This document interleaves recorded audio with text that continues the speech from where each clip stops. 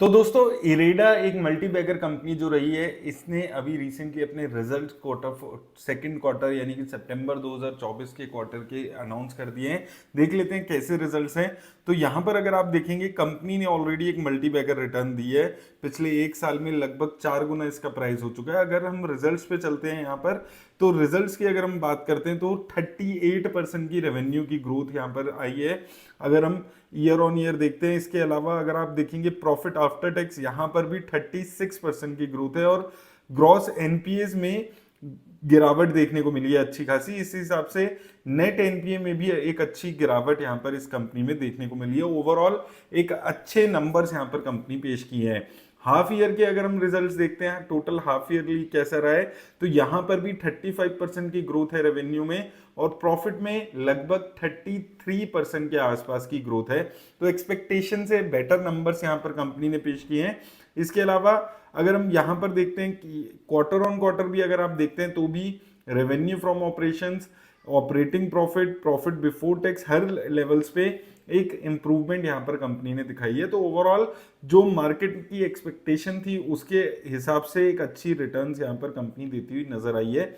यहाँ पर अगर हम बात करें, इसके साथ साथ कंपनी के सेक्टर वाइज एलोकेशन एक बार हम देख लेते हैं। तो यहाँ पर सबसे पहले अगर हम टोटल इंस्टॉल्ड कैपेसिटी यहाँ पर देखते हैं, तो लगातार जो रिन्यूएबल एनर्जी है उसकी जो कैपेसिटी है वो इंक्रीज होती हुई नजर आ रही है, जो कि इस कंपनी के लिए काफी अच्छा है। इसके साथ साथ अगर आप यहाँ पर देखेंगे, कंपनी की जर्नी 1987 से शुरू होकर आज 2025 में के आसपास ये नवरत्न बनने के स्टेटस पे यहाँ पर पहुंच चुकी है। तो एक अच्छी खासी ग्रोथ यहाँ पर इस कंपनी में लगातार देखने को मिल रही है, और लगातार इनके जो रेवेन्यूज हैं, जो प्रॉफिट्स हैं, उसमें इंप्रूवमेंट देखने को मिल रही है।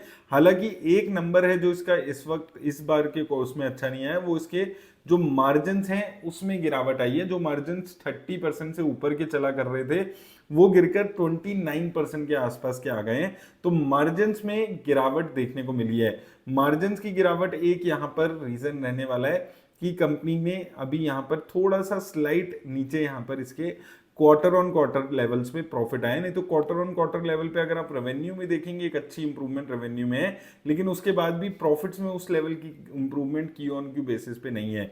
लेकिन ओवरऑल अभी भी अगर आप देखते हैं, तो कंपनी के शेयर में आप अच्छी खासी गिरावट देख सकते हैं। 30% से ज्यादा की गिरावट ये ऑल टाइम हाई से आ चुकी है, और ये जो 200 के लेवल्स हैं ये काफी क्रिटिकल लेवल रहेंगे। इस रेंज में अगर शेयर चलता है तो ये काफी क्रूशियल लेवल रहेंगे। आप 6 महीने में देखेंगे तो शेयर यहाँ से जुलाई से, जैसे कि जितने भी पीएसयू कंपनीज रही है वहां पर यही हाल देखने को मिला, और ऐसा ही इरेडा के शेयर में भी देखने को मिला है। तो ओवरऑल रिटर्न्स रिजल्ट्स अच्छे हैं, ग्रोथ है, लेकिन ऑलरेडी जो स्टॉक का प्राइस टू अर्निंग है वो 43 के आसपास पहुंचा हुआ है। तो ये एक कंसर्न, अभी वैल्यूएशन की कंसर्न थोड़े टाइम रह सकती है इस कंपनी के लिए। लेकिन अगर आपने इसको आईपीओ के टाइम से होल्ड किया हुआ है, जैसे हमने उस टाइम पे भी बात की थी, तो मुझे लगता है अभी भी ये शेयर आपके पोर्टफोलियो में रहने लायक शेयर है। उम्मीद करता हूँ आपको हेल्प मिलेगी। धन्यवाद।